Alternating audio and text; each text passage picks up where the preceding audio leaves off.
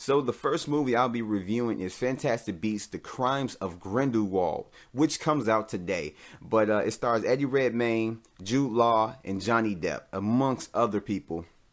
And it's about Newt, played by Eddie Redmayne, a magic zoologist, is recruited by Dumbledore, played by Jude Law, to take down Grindelwald, played by Johnny Depp, a very powerful dark wizard who wants to essentially take over the world, making wizards the more dominant people above nomads, which are mortal human people. And this movie has a lot going against it, but has a lot going for it.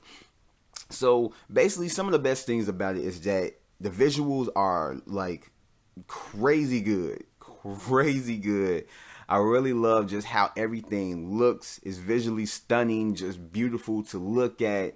And it will get you immersed into the world, the wizarding world and all that stuff. And it has great world building. I mean, they established a lot of it during the Harry Potter movies, but I'm not a really big Harry Potter fan, but I was immersed into this world and I really liked the visuals and everything else. And the acting was good. Eddie Redmayne, I love him as Newt. I love Jude Law as Dumbledore, as well as like the person that just took it, that just knocked it out the park, that just took every scene that he was in, was Johnny Depp as Grindelwald. Him as the villain was just perfect. He does really good. He works his magic, pun intended, in this.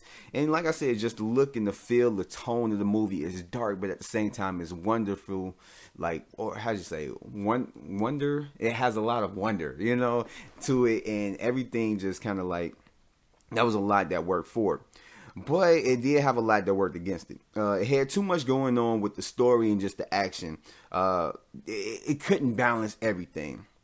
Really had a hard time balancing everything. A lot of the action scenes, it was hard to follow what was going on. And it just kind of like took you out of the scene because it was like, or just it took me out of the scene, because this is my thoughts. But yeah, just the main story. And it has several several subplots with different characters that really lead to nowhere, that really could have just been taken out of the movie, really didn't have no significance to it. And it was just throwaway characters that you knew that was gonna die or just whatever, or you didn't care for. It's just too many throwaway characters. And it has a lot of relationship drama. Like literally every single person in this movie was in a relationship or a complicated relationship with another person. And it was just it came off more like a romantic drama than anything else.